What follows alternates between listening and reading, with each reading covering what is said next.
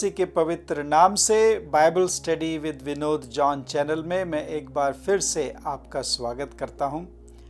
आज के अध्ययन के लिए मैं आपका ध्यान बाइबल की सबसे पहली सर्जरी की ओर आमंत्रित करता हूं।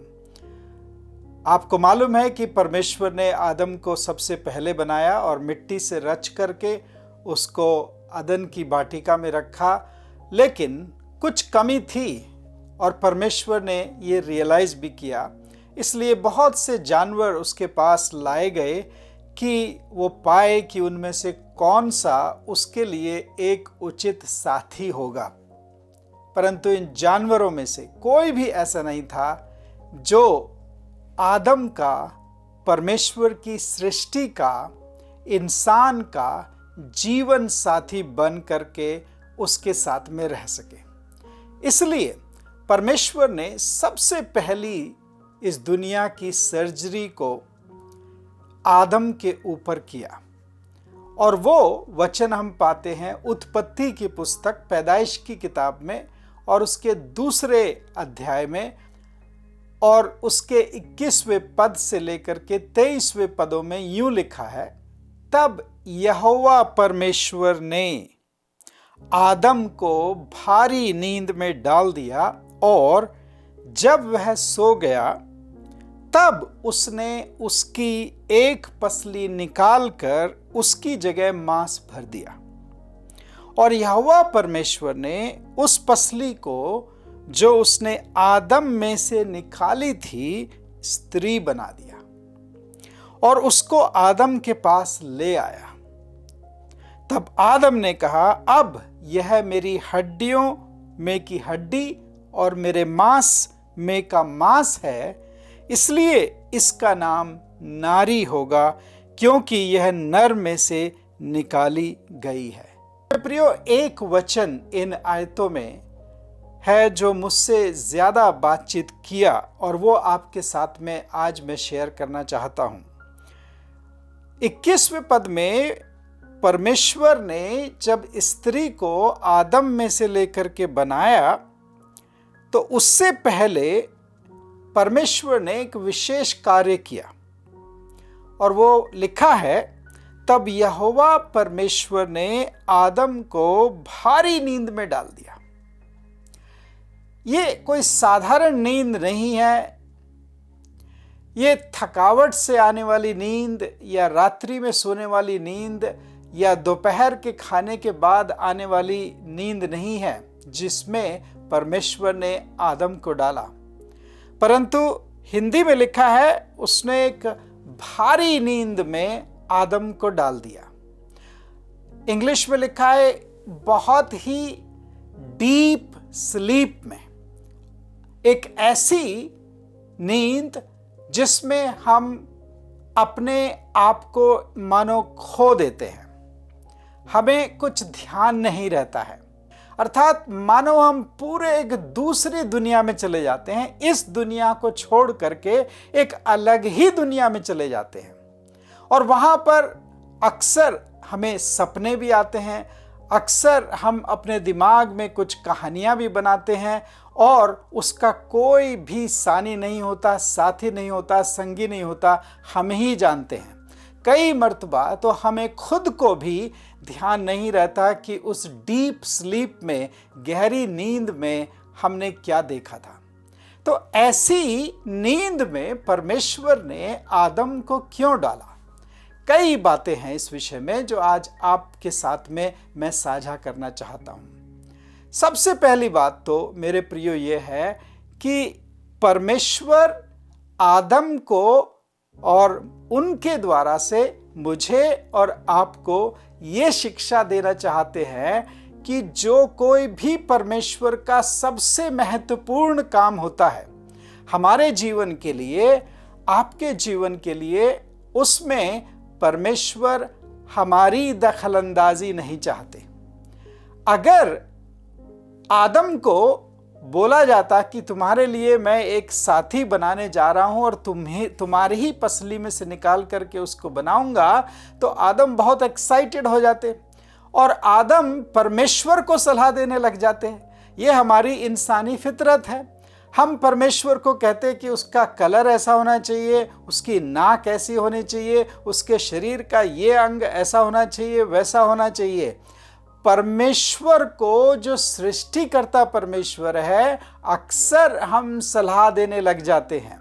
और परमेश्वर नहीं चाहता था कि आदम किसी प्रकार की कोई सलाह उसको दे, क्योंकि जो परमेश्वर काम करते हैं वो हमारे लिए परफेक्ट होता है।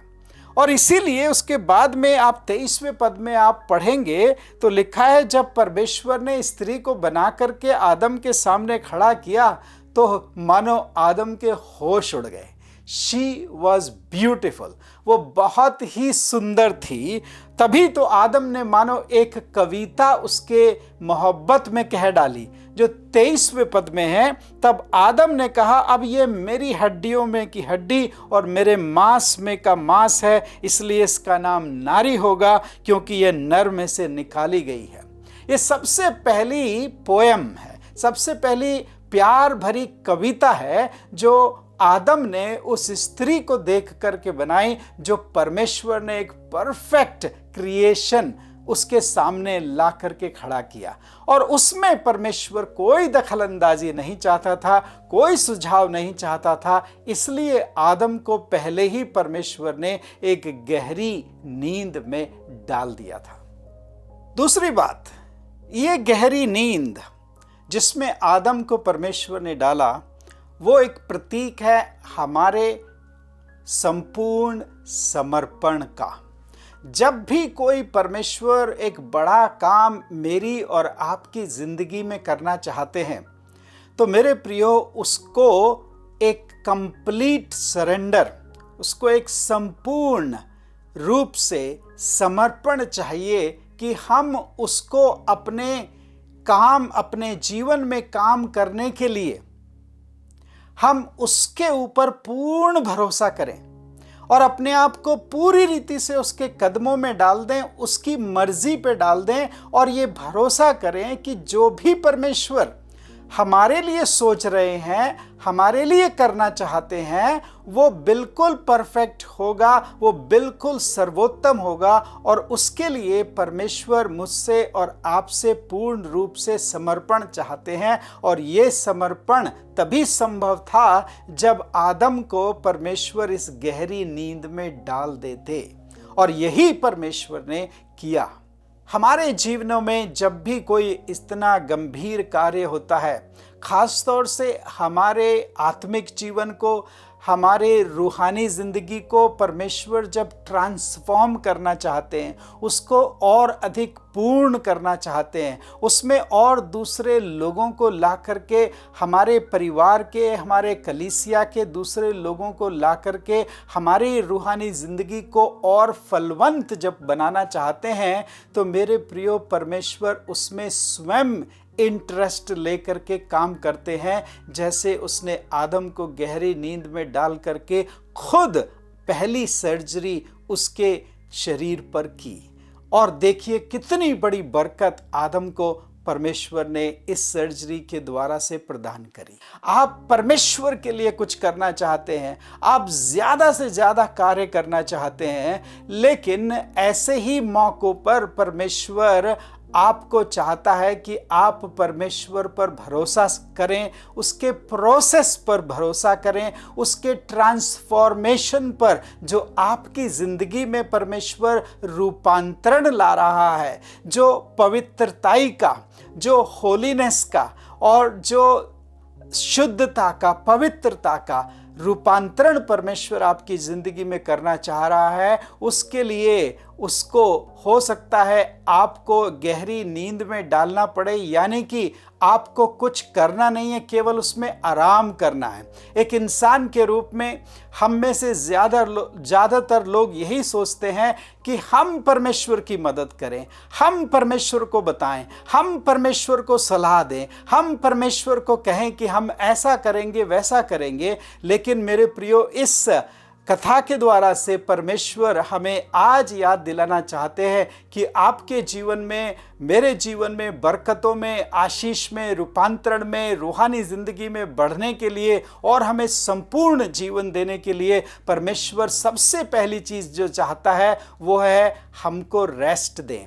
हम पूर्ण रूप से उसमें रेस्ट पाएं, पूर्ण रूप से उसमें समर्पण करें, पूर्ण रूप से अपना भरोसा प्रभु में करें, तो वो हमारे लिए बहुत ही सर्वोत्तम चीज़ों को रखे हुए है और उसको वो पूर्ण करने जा रहा है।